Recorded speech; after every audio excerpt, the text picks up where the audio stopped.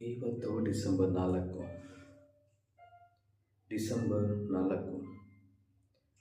ವರ್ಷದಲ್ಲಿ ಕೊನೆಯ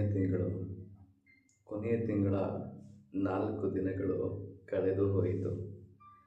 ಆದರೂ ನಾವು ಇಲ್ಲಿಯವರೆಗೂ ಪ್ರಯತ್ನ ಮಾಡಿದ್ದೆ, ಕೆಲಸಗಳನ್ನು ಮಾಡಿದ್ದೆ, ಎಂಟರ್ಟೈನ್ಮೆಂಟು ಮಾಡಿದ್ದೆ, ಟೈಮ್ ಸ್ಪೆಂಡ್ ಮಾಡಿದ್ದೆ, ಎಲ್ಲನೂ ಮಾಡಿದ್ದೆ.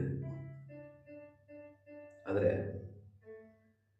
ಯಾವುದೇ ಒಂದು ಅನಾಹುತ ಆಗೋದಕ್ಕೆ ಕಾರಣ ಏನು ಗೊತ್ತಾ? ನಿಮ್ಮ ಮಾತು. ಯಾಕಂದರೆ ವರ್ಷದ ಕೊನೆಯ ದಿನ ನಿಮಗೆ ಅರ್ಥ ಆಗುತ್ತೆ,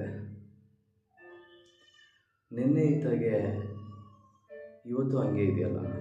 ನ್ಯೂ ಇಯರ್ 3 ತಿಂಗಳು ಕಳೆದೋಗುತ್ತೆ. ಎಚ್ಚರ ತಗೊಳ್ಳಿ.